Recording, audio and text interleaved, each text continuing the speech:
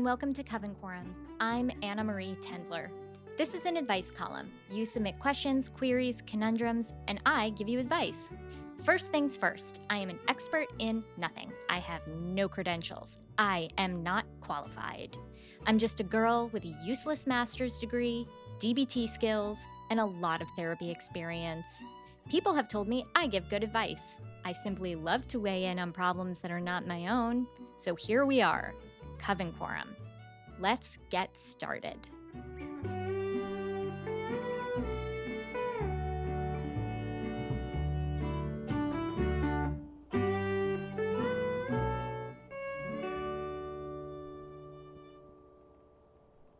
Hello, Coven.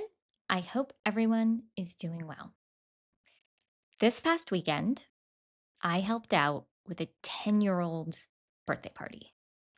I offered to facilitate the craft, and facilitate I did.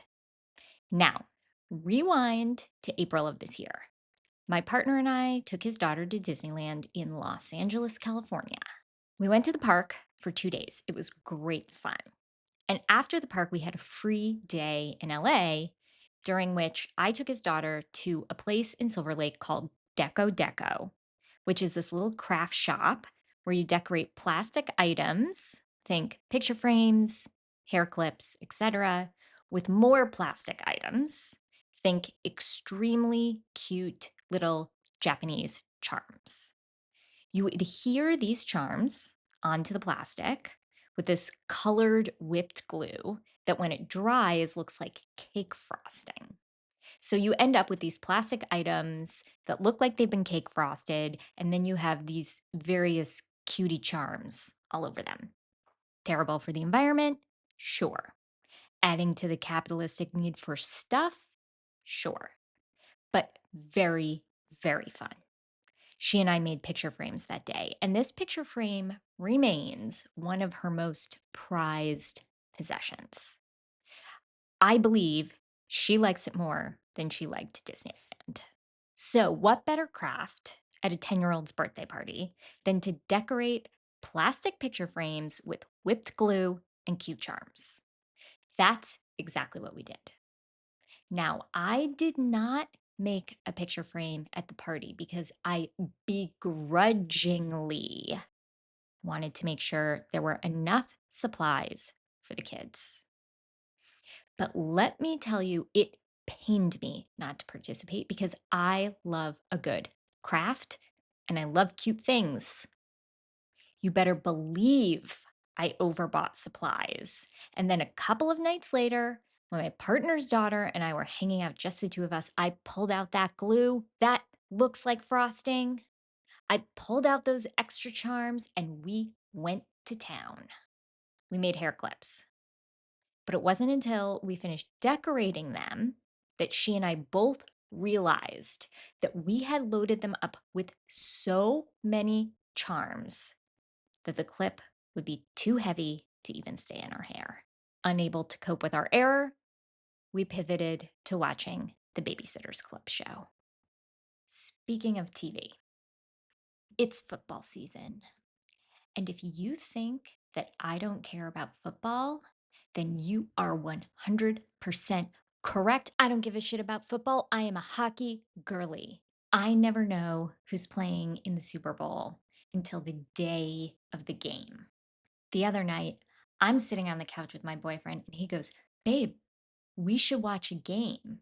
And I go, "Why would we do that?" But then I do like rotting on the couch sometimes. So I was like, okay, I could sit on a couch and I could snack. I'm like, okay, well, I'll watch a game, but I got to look up the standings because I'm not trying to root for an underdog. I want to root for a winner. I want to know who's winning. So I looked up on ESPN and I have decided that it would be a good idea for me to share with you guys, my listeners, the Coven, because I doubt that you guys watch football either. But in case you find yourself in front of a TV watching a game, I want you to know who's killing it and who sucks. So I'm just gonna read off some stats to you, and you can reference these if you find yourself in a scary situation, which is to say, a football watch party. This would be a good time for you to get a pen and paper to take notes. The Buffalo Bills, they're killing it. They've had 3 wins, 0 losses. New England Patriots, they're middling. They're middling, but middle down. 1 win, 2 losses. New York Jets, they suck. 3 losses. Miami Dolphins also suck. 3 losses. Cincinnati, I don't know what their mascot is. They're doing pretty well. 2 wins, 1 loss. Actually, I don't know why I'm reading this, all of these to you. We just wanna know the winners and the losers. Okay, so we're going back to the winners and the losers. If I say that a team is killing it, that means that they have had 3 wins, no losses. If I say that a team sucks, that means that they have had no wins, 3 losses. We don't care about those guys in the middle. Buffalo Bills, killing it. Jets, they suck. Miami Dolphins, as previously stated, they suck. Indiana Colts, killing it. Houston, don't know the mascot, they suck. Tennessee, don't know the mascot, they suck. Loss, what, I don't know. What's LAC? I don't know what that is, but whoever Los Angeles Chargers, I think, killing it. Okay. Philadelphia Eagles, killing it. The Giants, they suck. TB, I don't know who that is, but they're killing it. 3 wins, 0 losses. Killing it. San Francisco 49ers, killing it. Yeah, that's basically it. You are basically now a sports expert, and you can walk into any watch party with the confidence of an average man, which is to say a lot of confidence. I do recommend that you do some of your own research to fill in the mascots that I did not know who it was, because you don't want to go to that party and look like you don't know what you're talking about, even though you don't. One other thing I was really surprised to learn about football is the way that they stagger the games. Now, everyone plays on Sunday. I did not know that. And they start the games at 9:30 a.m. 9:30 on a Sunday. That's that's French toast time.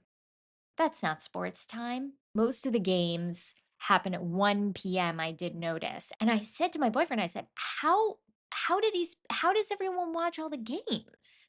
And he was like, "People are just flipping back and forth between the channels." And I was like, "God, that's so dumb." And also, might I add, very against my Buddhist learnings, which say that you really should do one thing at a time. You should really focus your attention on one thing at a time. Pick something and dig in, you know? Like the Real Housewives of Salt Lake City, it's back now. It's back. We're in a new season. You could just start at season 1 and you could watch all the episodes. Think about what a good weekend that would be. There's not so many starts and stops. All these, there's constant timeouts in football, no timeouts in the Real Housewives, and there's good fights. All right, that's enough about football. Let's just palate cleanse real quick. I do recommend that everyone watch the Lilith Fair documentary. Let's do questions. Josie from Charleston, South Carolina asks, I have a friend who frequently compliments my things and then buys the exact same things for herself. They say imitation is the sincerest form of flattery, and I normally don't mind sharing products/clothing finds with friends. But she tends to adopt a lot of my everyday favorite things. It feels like every time I find something I really love, she notices and buys the exact same thing. How do I tactfully approach this? Or is it not worth it? All right. We have a copycat on our hands. First, I'm going to tell you a story about me. I remember when I was in the 8th grade, we had this big fancy school dance at the end of the year to commemorate finishing middle school, AKA forging through the depths of hell and moving into high school. This dance was called creatively the 8th grade dance. It was held in our school gym, of course, but it started at 7 p.m. The lights were dimmed and streamers were hung from the entryway, so it was fancy. We as 8th graders made a very big deal over the 8th grade dance, mostly because we got to buy fancy, that's in quotes, fancy dresses. I'm putting air quotes around fancy because this was a public school that had that very year lost its accreditation due to a repeatedly failing town budget. So much funding was cut from the school district that it was stripped of its accreditation. Don't worry, we got it back by the end of the year. Most people bought their dresses at Macy's or Filene's, remember her? Or, if you were lucky, Contempo Casuals. My mom made my dress, so I knew for sure, beyond a shadow of a doubt, that no one would have the same dress as me. The dress was pink, and I copied it from a photo shoot in Entertainment Weekly that Gwyneth Paltrow did to promote Shakespeare in Love. I was not allowed to see Shakespeare in Love because I was 12, but boy, oh boy, did I love that dress. So my mom, being an expert seamstress, made me one that looked almost exactly the same. It was pink and white and TBH, not my colors.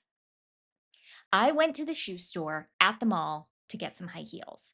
I don't remember the name of the store, but that doesn't matter because it was the only dedicated shoe store that sold high heels. They were light pink and strappy, and they had a chunky square heel because it was the 90s. Leading up to the dance, the girls would talk about what they were wearing. But we would do so coyly because no one wanted to give away their outfit. I found out that my BFF, hold up, I'm going to change her name real quick. Let me think. Okay, my BFF, Stacy, was also wearing a pink dress. I arrogantly, in conversation one day, began telling her about my outfit because I knew there was no way she could copy my dress. So I told her about everything, including the pink strappy heels, to my absolute horror, my absolute dismay. A week before the dance, Stacy revealed to me that she had gone to the shoe store in the mall and bought the same pink strappy heels with the chunky square heel because it was the 90s. I was livid, to put it mildly. We got into such a big fight about it that our mothers had to broker a peace talk between us at the park. Yes, tensions were so high that only on neutral lands could diplomacy between Stacy and I be restored. We got over it. I survived the 8th grade dance wearing the same shoes as someone else. Brave. But man, it was dramatic. Having someone rip your style can be annoying, but how you approach it with the other person depends on a few criteria. How close are you with that person? How much do you see that person? And aside from annoyance, you should think about how much you truly actually care.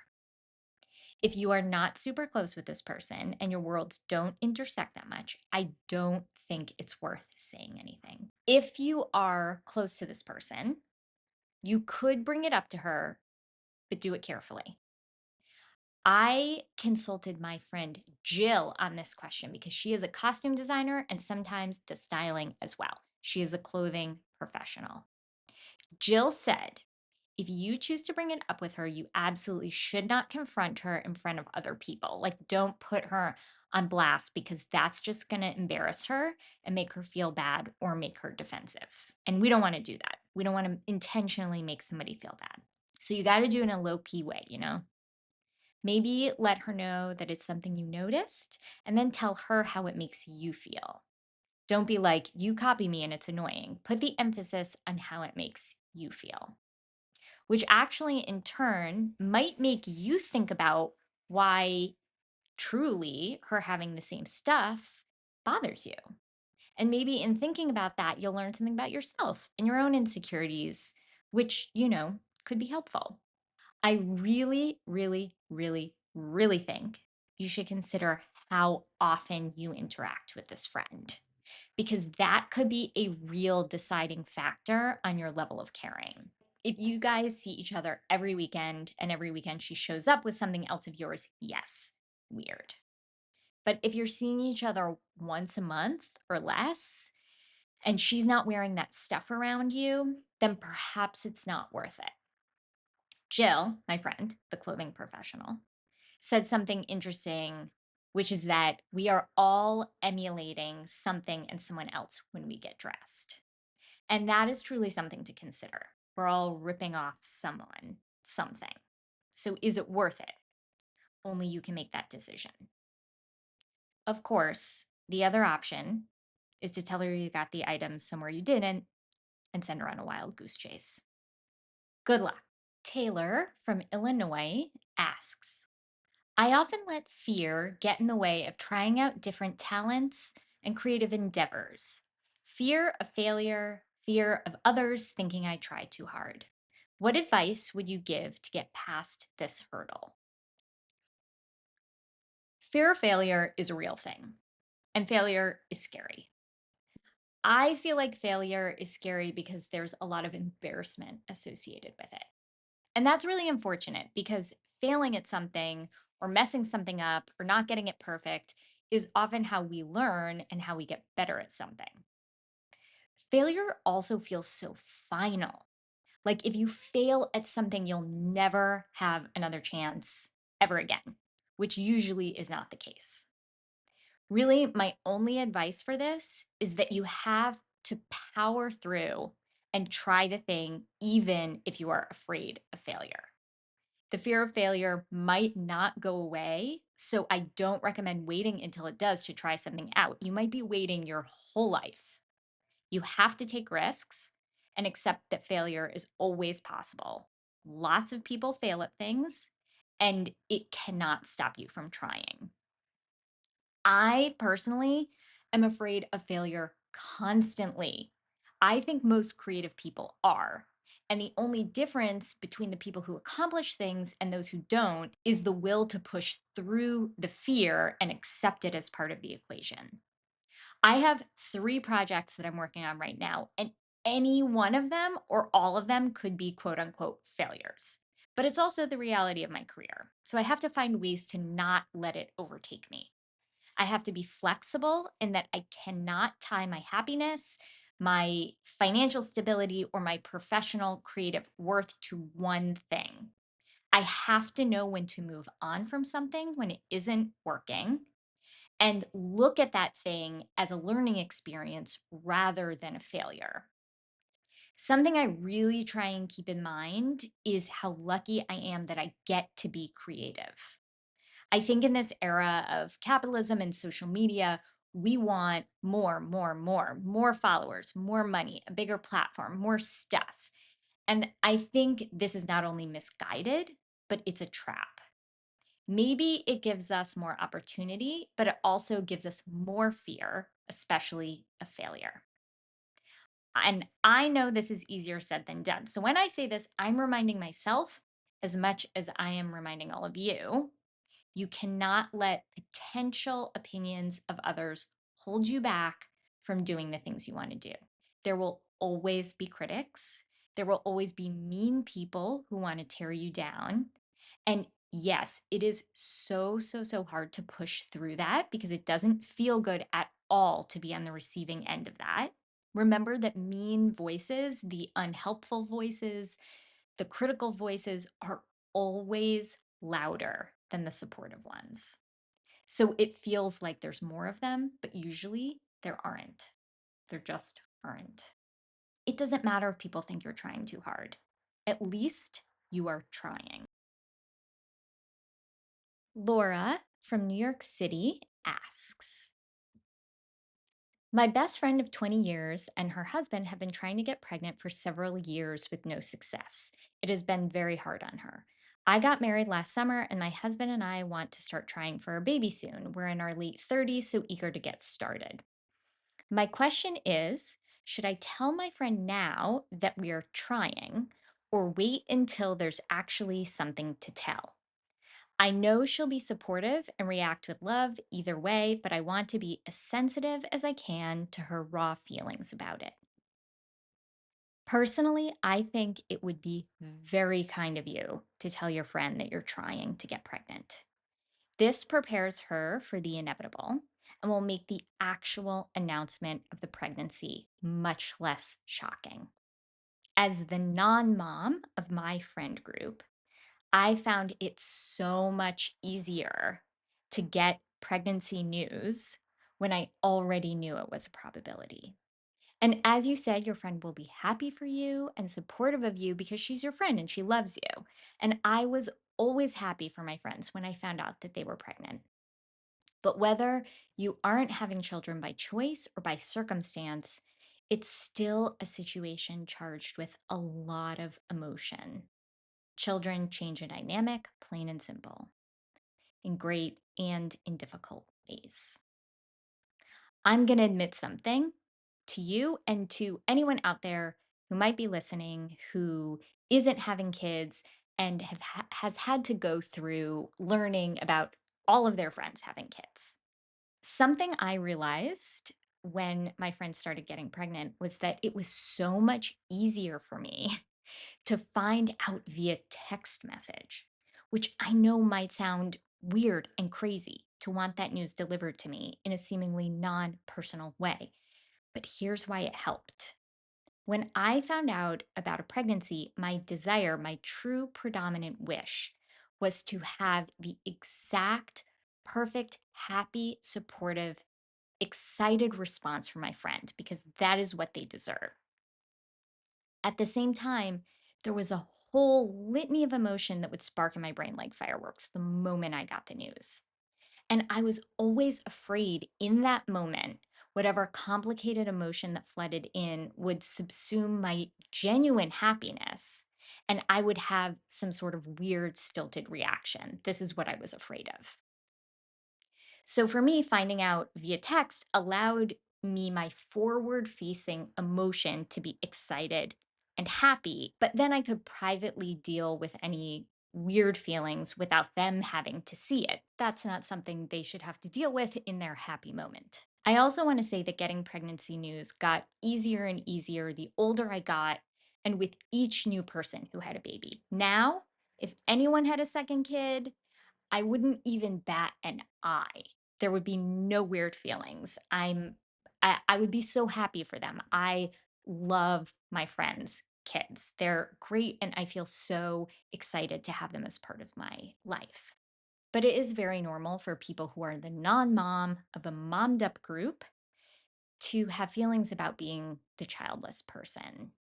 It does mean that you're having a different life experience than your friends. And there's something that they all have in common that you just simply are not a part of. Schedules and priorities become different, but that's life. We're always changing. So, going back to the question directly, Laura, I want to say that I think it's incredibly thoughtful of you to be considering your friend in this way. I don't think that this is always the norm, and sometimes childless people end up feeling a little unconsidered at times.